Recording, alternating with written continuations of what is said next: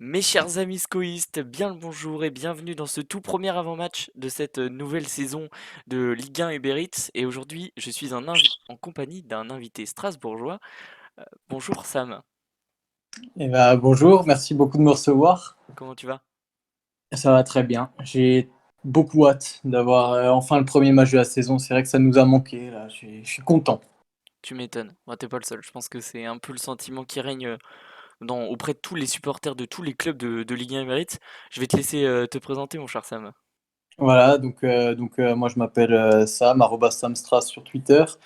Voilà, j'ai un petit média qui s'appelle La Cave de Papy, qui est autour du Racing. On fait des débriefs de match depuis à peu près 2 ans.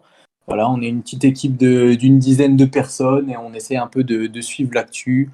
On fait des articles, on fait un petit peu tout. On essaye de faire vivre un peu comme toi au final, la vie d'un supporter autour de son club de cœur. Ouais, c'est vrai que c'est un projet plutôt sympa. Moi j'ai pu suivre un peu les derniers matchs de la saison passée, enfin vos derniers matchs de la saison passée, c'était plutôt intéressant et du coup je me suis dit bah pourquoi pas laisser les inviter pour, enfin t'inviter toi, pour parler du Racing Club de Strasbourg qui a fait une préparation en demi-teinte, j'ai plutôt d'un point de vue extérieur, non? Alors une préparation en demi-teinte, oui. Après, elle s'explique aussi par le fait que voilà, on se rejoint beaucoup avec Angers là-dessus. On a changé de coach, Thierry Lauré qui était là depuis la première saison en Ligue 2. Du coup, ça faisait quand même pas mal de temps qu'il était là. Julien Stéphan est arrivé, je dirais, pas forcément tardivement, mais disons que le début des négociations a été tardif, donc il n'a pas pu forcément disposer de l'effectif directement. Encore aujourd'hui, au final, hein, on a beaucoup de postes clés qui manquent. À mon sens, il nous manque encore 3 ou 4 joueurs, mais c'est sûr qu'on a commencé un petit peu avec une équipe bis. On avait tendance à beaucoup faire jouer la réserve. On a Anthony Cassi qui est parti faire les JO aussi. Et puis voilà, bon, on s'est bien repris plutôt sur la deuxième partie de la prépa quand ça a pu un petit peu démarrer, qu'on a eu les premières recrues. Mais sinon, c'est vrai qu'on aurait pu espérer mieux. Bon, ouais, c'est vrai que là je vois les stats, hein, si vous avez joué 6 matchs pour seulement 2 victoires et 3 défaites avec ce petit match nul, il me semble que c'était contre les Young Boys de Berne. C'est bien ça, ouais. Et ouais, 8 buts marqués contre 9 encaissés, vous marquez beaucoup, mais vous en prenez aussi beaucoup. Ah, Après, je sais. Alors oui, on en prend beaucoup, mais c'est à relativiser. Alors pourquoi c'est à relativiser? Parce que en fait, sur une grosse partie de la prépa, on a eu que 2 ou 3 défenseurs qui étaient pros au final. On a perdu notre capitaine, Stéphane Mitrovic, qui est parti à Retafe. On a eu des fins de contrat avec Lamine Koné, Ismaël Haneba. C'est beaucoup de joueurs qui faisaient le nombre. On a Frédéric Gilbert qui retournait de son prêt à Aston Villa. Donc au final, on a commencé la prépa seulement avec Alexander Djikou. On a Anthony Cassi, du coup, comme je l'ai dit, qui était parti au JO. C'était compliqué. C'était compliqué parce qu'on n'avait vraiment personne derrière. On n'avait pas de latéraux titulaires. On a eu assez vite notre première recrue en tant que latéral, mais sinon, on a aussi eu un défenseur central qui est arrivé de Marseille, Perrin. Mais sinon, encore aujourd'hui, au final, on a 5 joueurs, 4-5 joueurs qui peuvent jouer en défense centrale, pas plus. Ah, Enfin, en défense tout court. ouais, ok. Ouais, c'est compliqué, hein. J'ai l'impression que pour vous comme pour nous, c'est très compliqué niveau défensif, en tout cas de trouver pas une stabilité, mais de trouver l'équilibre pour renouveler les choses. Parce que du coup, pour parler un peu aussi de la prépa du SCO, et d'ailleurs je salue Curtix, Inès et Piki qui m'ont aidé pour préparer bah, cette partie de l'avant-match, puisque j'ai pas pu assister au match de préparation. Ils m'ont dit que effectivement, défensivement, à Angers, ça commence à prendre de l'âge. Traoré, presque 35 ans maintenant, et Romain Thomas, pardon, presque 35 aussi. Donc ouais, une défense qui commence à prendre de l'âge et on a vu très très vite les limites, notamment bah, en vitesse. Euh, Mhm. je me rappelle bah, la dernière défaite parce qu'on a joué le Sporting Club Portugal qui est champion en titre du Portugal. Donc bon, la défaite, tu peux la comprendre et le Oui, ça match était s'explique. hyper intéressant en termes de jeu, mais quand tu parles de la défaite face à Lorient, Bah, en fait, une action et Terem Moffi qui les a bouffés en vitesse et tu peux pas faire grand-chose quoi, quand c'est comme ça.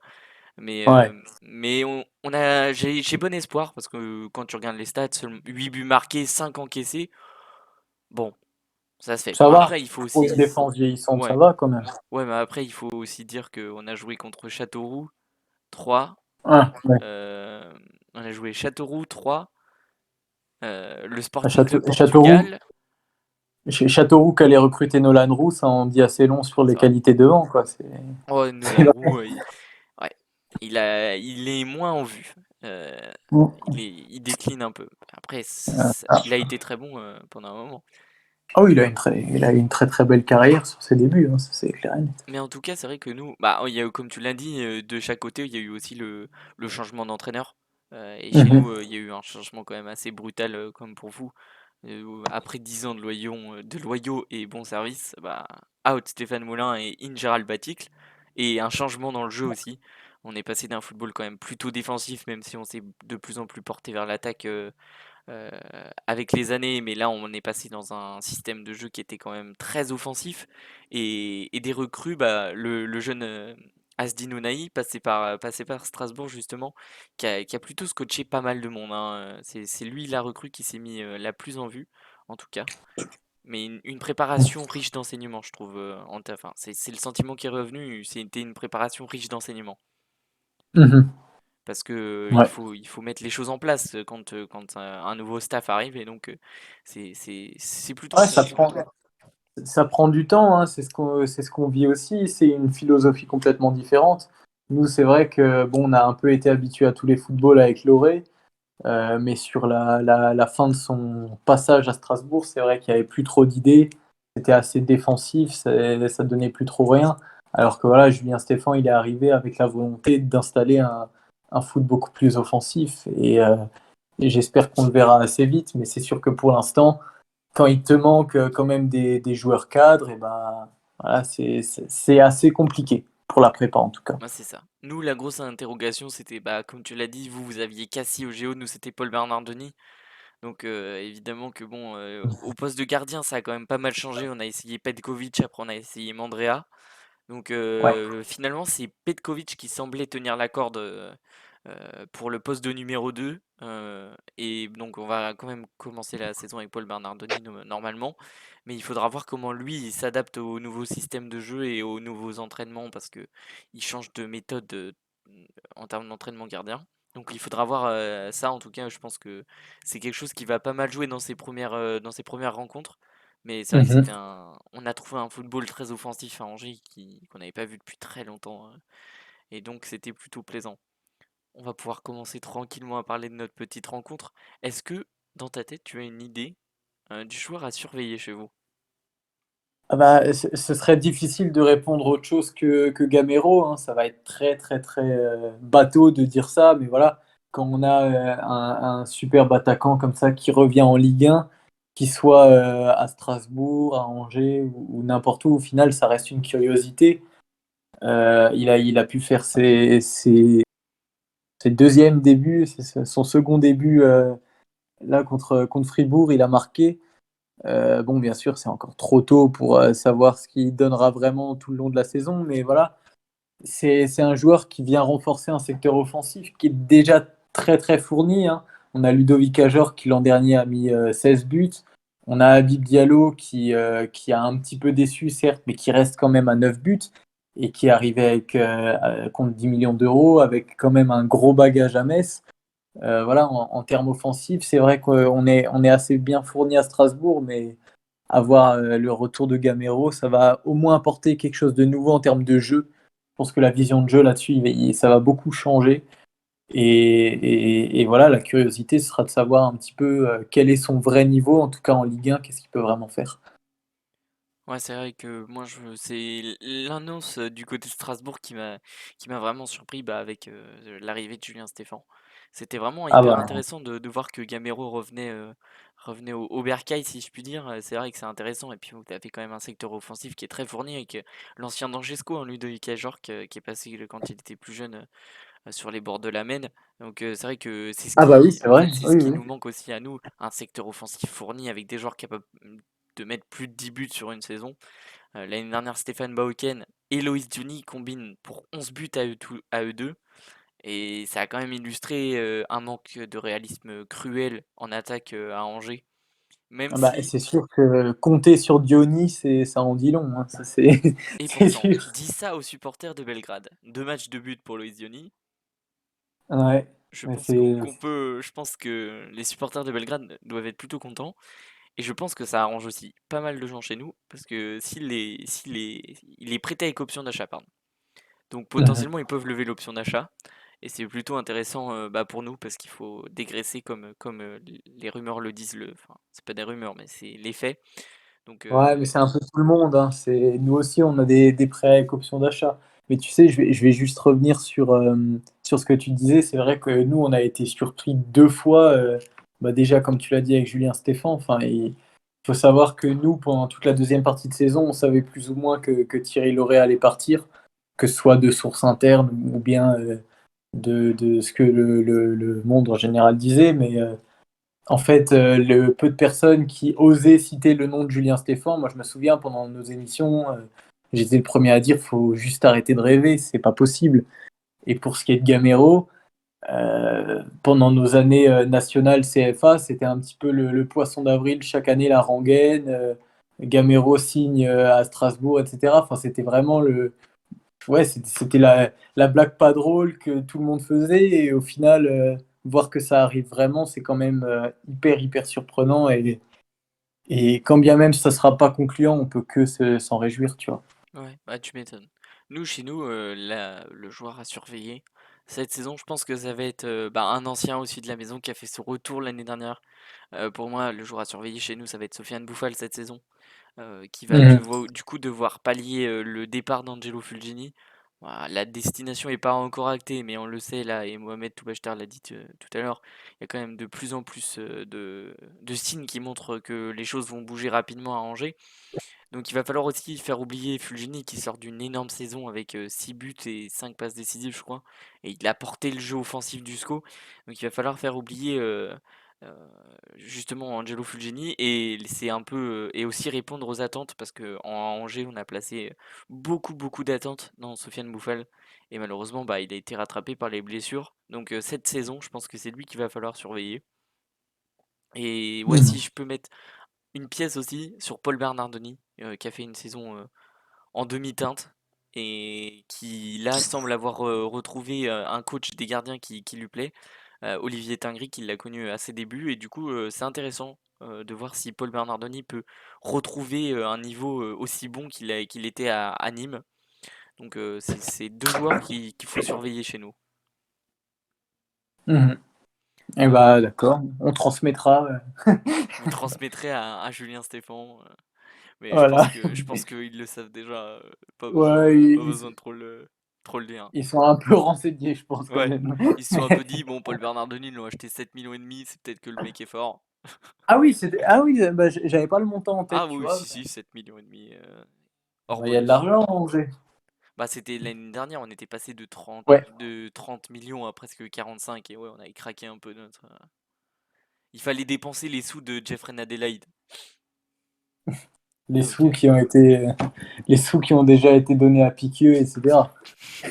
Ça, je c'est une ne autre ferai histoire. pas de commentaires là-dessus. Je, je ne prendrai pas de position, mais sache que tu m'as fait rire. En tout cas, est-ce que donc le joueur à surveiller, tu nous as dit Kevin Gamero, Ouais. apparaîtra-t-il dans ton 11 titulaire? C'est la question que je te pose. Quel est ton 11 titulaire le 11 privilégié par Julien Stéphan, pardon, selon toi? Bah écoute, le 11, je pense qu'il sera sensiblement identique, voire même complètement identique à celui qu'on a aligné contre Fribourg, hein. C'est le match qu'on a fait le week-end dernier. On a fait un match avec l'équipe 1 et un match avec l'équipe réserve, donc je pense que ça en dit clairement long sur ce que veut faire Julien Stéphan. Donc visiblement, on partirait bon, voilà, avec Matsels au but, ça bouge pas. Il est de retour depuis sa blessure l'an dernier. Il a fait l'Euro avec la Belgique aussi. Enfin, il a accompagné. Voilà. En défense, comme je le disais, c'est encore assez compliqué parce qu'il nous manque beaucoup de joueurs. On va partir avec une défense avec Fila qui a été recruté en Pologne. Voilà, bah, ce sera complètement un pari, j'ai envie de dire. On n'a pas encore énormément de garanties sur son niveau. Mais voilà, c'est un jeune joueur qui arrive, il faudra voir ce que ça donne. On aura bien sûr Djikou aussi en défense centrale. Là, pour le coup, il est incontournable, hein. Djikou, c'est l'un des meilleurs, si ce n'est le meilleur joueur de Strasbourg. Il y aura Lucas Perrin. Alors, Lucas Perrin, il faudra voir s'il jouera. Enfin, il peut jouer en tant que latéral et en tant que défenseur central. Contre Fribourg, il a joué en tant que latéral pour pallier justement les manques en défense. Au final, la seule interrogation en défense, c'est le retour ou non d'Anthony Cassi. Moi, j'y crois absolument pas. À mon avis, il va aligner Ibrahima Sissoko comme il l'a fait contre Fribourg. Et Ibrahima Sissoko, il est milieu de terrain de métier. Donc, tu vois bien qu'au final, on n'a vraiment pas notre défense. Ouais. Après, au Après, milieu de terrain, oui, vas-y. après, si je peux me permettre, nous à Angers, des milieux de terrain qui deviennent défenseurs, on en a des exemples, hein. On a notre latéral Vincent Ah bah, Musso, c'est un milieu de terrain de formation, hein. Il fait quand même plutôt le taf en termes en tant que latéral, hein, donc à on peut Angers, vous souhaiter vous plus avez que ça, même hein. des défenseurs centraux qui sont devenus des attaquants à Angers. Ouais, on a Matteo Pavlovic, mais il est en confiance pour la MLS, apparemment. Ah bah tiens. Donc bon, mais Ouais, oui, et puis pour le milieu de terrain, enfin milieu de terrain et attaque, hein, on devrait partir avec Dimitri Liénard encore une saison de plus. Il devrait être capitaine assez logiquement. Bellegarde, qui est quand même pour moi la meilleure perspective d'avenir actuellement à Strasbourg.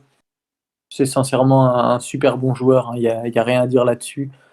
Et puis, comme dit, ça partirait soit en 4-2-3-1, soit peut-être en 4-4 de losange. C'est un peu compliqué de dire, mais voilà, les joueurs qui ont été alignés contre Fribourg, c'était Adrien Thomasson, Majid Waris qui revient d'une saison quasi blanche avec nous, mais il avait été placardé par Thierry Lauré pour des tensions en interne. Il faut savoir que ça s'est assez mal terminé dans l'ensemble avec Thierry Lauré et les joueurs. Donc il devrait être de retour, il a marqué contre Fribourg. Et puis ensuite, Kevin Gamero, Ludovic Ajorc. Donc Habib Diallo qui serait sur le banc. ok. Bon, ah, c'est quand même un effectif plutôt sympa, hein. Vous avez quand même de la qualité, je trouve, à tous les postes. Ah Enfin, mais vous avez un il y a effectif de la complet, quoi. qualité, il y a de la qualité, mais il y a quand même beaucoup de questions. Il y a la question Waris qui a fait une saison blanche. Il y a Fila qu'on connaît très très peu. Il y a au milieu de terrain, pour moi, c'était la plus grosse carence qu'on avait l'an dernier, c'est le manque de technique. On n'a pas de réel numéro 8 qui s'est organisé, etc. Au final, qu'est-ce qu'on a fait? On a repris Jean Daoulou une troisième fois. On l'a repris en prêt, avec option ou obligation d'achat, je ne sais plus trop. Donc au final, on n'a absolument pas pallié à ça. Liénard, il avait très souvent du mal passer la 60e l'an dernier. Donc bon, c'est pas non plus l'assurance tout risque, tu vois. Il y Ouais. a des grosses interrogations. Du côté de la compo d'Angesco, du coup, Bernardoni devrait débuter entre les poteaux. Devant lui, une charnière à 3 avec Thomas, Traoré et Manso, puisqu'Enzo Ebos est indisponible, hein, pour le moment. Un milieu à 5 avec Doumbia dans le couloir gauche, Capel et Mendy, voire Mangani, on sait jamais, dans ce milieu centre. Unai en 10, puisque il y a des incertitudes autour de Bouffal et Pereira Lage. Et puis dans le couloir gauche, ce sera Jimmy Cabot normalement qui devrait débuter. En attaque, dans cette attaque à 2, Baoken devrait débuter, l'ancien Strasbourgeois, puisque Rachid Alioui est encore un peu juste en termes de temps de jeu. Et puis à ses côtés, Mohamed Ali Cho, hein, qui a beaucoup surpris les Angevins durant cette préparation. Du coup, voilà pour la compo du SCO. Mais pour moi, Ouais. ouais, on va se taper un match plutôt fermé à mon avis. Je pense que déjà le contexte n'aide pas, étant donné qu'on a tous les deux une équipe avec un nouveau coach. Je pense que le round d'observation du début de match risque d'être très très long parce qu'il n'y aura pas forcément une équipe qui voudra se découvrir. Nous, comme dit, on n'a pas non plus actuellement l'effectif pour vraiment prétendre coûte que coûte à une victoire. Et vous, ça m'étonnerait que vous veniez à la Méno non plus pour faire le jeu et pour gagner. Donc, ouais, j'ai bien peur que l'entame de match soit très très longue. Après, bon, on en reparlera après, je pense, pour le pronostic. Ouais. À mon avis, ça risque d'être assez long à démarrer. Ouais, bah évidemment, hein, c'est ce qui semble se profiler. Justement, je vais te poser la question, quel est ton pronostic pour toi? Alors, au niveau du score, je sais pas vraiment. Moi, je partirais quand même sur un match nul parce que, comme je l'ai dit, on va avoir deux équipes qui, à mon avis, pourront se neutraliser assez vite. Comme tu l'as dit, on prend quand même pas mal de buts et à côté de ça, nous, on a quand même une puissance offensive, je pense, suffisante pour vous faire plier. Mais je nous pense pas suffisamment armés défensivement pour tenir le score. Donc pourquoi pas un partout, tu vois, avec encore une fois, pourquoi pas une première mi-temps à 0-0, tu vois, parce que je pense sincèrement que ça va être très très fermé le temps que ça se déclenche. Après, qui sait, ce sera le retour enfin le retour. Les supporters ont pu voir le dernier match du Racing contre Fribourg, il y avait 10 000 personnes, donc voilà, les joueurs ne seront pas non plus dans la nouveauté. Mais c'est sûr qu'avec une méno qui devrait être, alors je sais pas si elle sera pleine, mais elle devrait être à 20 000 personnes, je pense quand même. Ça change peut-être la donne quand même. Évidemment, ça change la donne. De mon côté, j'ai mis un match un peu plus fou parce que j'ai eu quand même plus de questions sur les deux défenses et du coup j'avais mis un match nul avec deux buts partout et mi-temps à un but partout. Ok, Parce que je pense ouais. que même si le round d'observation risque d'être long, il y a une équipe qui risque de craquer et le match va changer de rythme très vite. Et je pense que des deux côtés, il y a moyen que ça soit assez ouvert défensivement. Et je pense que aucune des deux équipes arrivera à prendre le dessus vraiment. Mhm. Mais on aura du but à mon avis. Et ben, j'espère que tu auras raison, hein, parce que J'espère, bon. hein, je vous le souhaite d'avoir un peu de spectacle quand même pour le retour au stade. Ouais, mais comme souvent chez nous, on s'est habitué à avoir plus de spectacles dans les tribunes que sur le terrain. Donc, dans le pire des cas, ce sera pas très très grave. Ouais, évidemment. Bah, en tout cas, merci Sam d'être venu te joindre à moi pour cet avant-match, le premier de la saison. Donc je suis Ah bah, désolé y a pas de pour les viewers, que ce soit des Angevins, des Strasbourgeois, je suis désolé. Il y a eu quelques petites imprécisions et quelques petits bugs, mais c'est le début de la saison, il faut se remettre en route. Et en tout cas, c'est un énorme plaisir de commencer cette nouvelle dynamique pour les avant-matchs de ma part, parce que c'est toujours un plaisir de recevoir les invités des supporters d'autres équipes, comme je te l'ai dit en off, et du coup, c'est un vrai plaisir de t'avoir reçu pour ouvrir cette saison. Donc je te remercie, et puis il me semble qu'on se retrouve dimanche ensemble, c'est pas ça? C'est ça, c'est exactement ça. Bah, on va t'inviter en retour pour le débrief du match, donc qui devrait être, ce sera confirmé sur nos réseaux sociaux, donc la cave de Papy. Ça devrait être aux alentours de 18 h. Voilà. Ouais, Habituellement, on fait un petit peu plus tôt, mais il faut faire avec le retour des supporters dans le stade, donc pas non plus trop tôt pour que les gens aient le temps de rentrer et se poser tranquillement pour écouter. Voilà, donc ce sera un plaisir de faire le débrief avec toi. exactement, bah, c'est un plaisir aussi d'être invité, ça fait vraiment plaisir et du coup je communiquerai hein, pour les abonnés qui me suivent, enfin qui nous suivent sur les réseaux sociaux, je communiquerai, vous inquiétez pas. Donc voilà, merci d'avoir suivi ce premier avant-match. Vous retrouverez évidemment tout le lien qui vous redirigera vers tous les réseaux sociaux de la Cave de Papy en description de cette vidéo. Et puis prenez soin de vous et je vous dis à la prochaine. Ciao tout le monde. Ciao les gars!